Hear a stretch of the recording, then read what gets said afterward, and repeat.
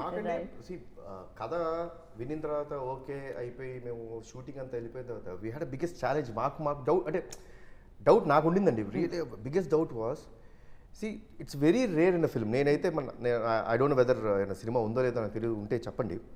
First opening ఒక plot open అవుద్ది. There another plot which comes ఒక 10th minute of the 20th minute of the film. There's another plot that opens. True. That's very like a subplot. By the time it goes to the interval, the main plot ఏదైతే జనాలు ఇది main plot అనుకున్నది slowly gets down and the subplot starts getting up. So that's a very very risky thing. ఎందుకంటే అండి పొరపాటున audience confuse అయ్యారా, ఏంటి ఏం చెప్తాం అనుకుంటాడు, అవును అది చెప్పాడు ఇది చెప్పాడు ఏది అని ఆ పొరపాటున ఆ confusion స్టేట్లోకి వెళ్ళుంటే the result that we are enjoying today wouldn't have been there. So చాలా రోజులు మాకు భయం వేస్తూ ఉండేది. నంబర్ ఆఫ్ టైమ్స్ చూస్తూ ఉండేవాళ్ళం, అర్థమవుతుందా లేదా, ఇస్ ఇట్ క్రిస్టల్ క్లియర్. కొంచెం రీషూట్ కూడా చేసాం మేము. ఓహో ఇక్కడ అర్థం అవ్వట్లేదేమో, ఫాస్ట్గా వెళ్ళిపోతుందేమో సినిమా, వద్దు కొంచెం స్లో డౌన్ చేయండి. స్లో డౌన్ చేసి let the audience understand everything.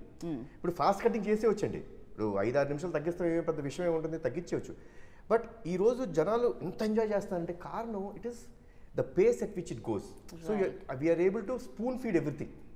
ఆ స్పూన్ ఫీడింగ్ ఇవ్వడం మూలంగానే ఈ చేంజ్ ఓవర్ని అంత బాగా ఎంజాయ్ చేస్తున్నారు. ఎగ్జాక్ట్లీ. అండ్ ఇంపాక్ట్ కూడా క్రియేట్ చేశారని చెప్పాలి. ఫస్ట్ హాఫ్లో ఏదైతే వదిలిపెట్టారో సెకండ్ హాఫ్లో ఏదైతే రివీల్ చేశారో దట్ ఇంపాక్ట్ ఆల్సో మీరు అది ఆ స్లోగా చెప్పబట్టే మేబీ అది మనసులో ఉంటుంది సమ్వేర్. లైక్ అదర్వైజ్ మనం ఒక ప్లాట్ నుంచి ఇంకో ప్లాట్కి వెళ్తున్నప్పుడు మనం గుర్తుపెట్టుకోం, సడన్గా వెళ్ళిపోతుంటాం, షిఫ్ట్ అనేది జరగలేదు, ఇంకా అది ఉంది అంటేనే అప్పుడు అది హిట్ అయినట్టు. ఎవరినే కలిసి వచ్చాయని చెప్పాలి. సో చాలా ఏమంటారు వ్యూహం చేశారు, లిటరలీ క్రేజీగా ఉండింది అనమాట అదైతే. అండ్ షఫీ గారు ఆఫ్టర్ చాలా రోజుల తర్వాత ఛత్రపతి తర్వాత నాకు తెలిసి ఇది చాలా బాధ్యతతో కూడుకున్న రోల్ కనిపించింది మీదైతే. అండ్ ఫర్ యూ లైక్ ఎలాంటి అప్రిసియేషన్? డెఫినెట్లీ చాలా రోజుల తర్వాత ఇలాంటి ఒక పంచ్తో కొన్ని డైలాగ్స్ ఉండడం, క్యారెక్టర్లో కూడా అంత కాన్ఫ్లిక్ట్ ఉండడము, తర్వాత మెయిన్ ప్లాట్కి నా క్యారెక్టర్ సపోర్టివ్గా, ఎస్పెషల్లీ అది చాలా హై ఇస్తుంది.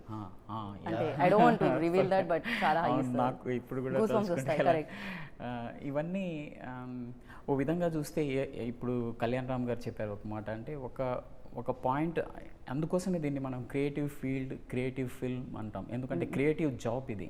అంటే ఏదో ఒక పాయింట్లో మనం అనుకుంటాం, స్టార్ట్ చేశారు, మళ్ళీ స్లోగా 1 by 1 దాన్ని డెవలప్ చేసుకుంటూ వెళ్ళారు. మెయిన్ ప్లాట్ కాకుండా మనకు అదే చాలా ఇంట్రెస్ట్. మీరు చెప్పిన పాయింట్ ఏంటంటే మనకు ప్రతిసారి ఏదైతే స్టార్టింగ్ ఒక పాయింట్తో స్టార్ట్ అవుతుంది ఫిల్మ్, కానీ ద ఎండ్ అలాగే ఉంటుందని అనుకుంటాం. కానీ ఇక్కడ ఈ ఫిల్మ్ స్పెషాలిటీ ఏంటంటే మనం మాట్లాడుకుంటున్నప్పుడు చాలా స్పెషల్ క్వాలిటీస్ ఉన్నాయి. అందులో ఒకటి మనము మెయిన్ ప్లాట్ గురించి మాట్లాడితే అది ఒక పాయింట్ నుంచి స్టార్ట్ అయ్యి స్లోగా సబ్ ప్లాట్స్ అన్నీ మెయిన్ ప్లాట్గా అవుతాయి.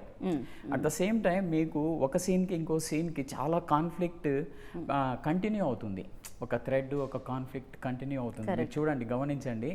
మీరు ఇప్పుడు ఇంతకుముందు కూడా మీరు ఫస్ట్ హాఫ్లో మీరు చెప్పింది నార్మల్ కాదు, యాక్చువల్లీ ఆ సీన్స్కి కావాల్సిన టైం అది రియల్ టైం.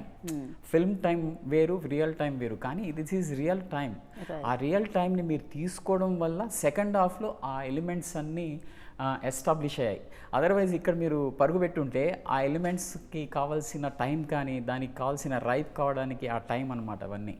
సో డెఫినెట్లీ అండి, అంటే ఒక యాక్టర్గా నాకు కూడా ఏంటంటే 1940s అన్నప్పుడు ఫస్ట్ మీటింగ్ మనము చేస్తున్నప్పుడు అంతా పైన మొత్తం హెయిర్ స్టైల్తో పాటు తర్వాత మేకప్ స్పెషల్లీ ఇవన్నీ ఇన్ జనరల్ థియేటర్లో నేను నేషనల్ స్కూల్ ఆఫ్ డ్రామాలో ఉన్నప్పుడు ఒక ప్లే కోసం మనం తయారు చేస్తున్న విషయాల్లో ఇది కూడా అంత కేర్ తీసుకోవడం ప్రతి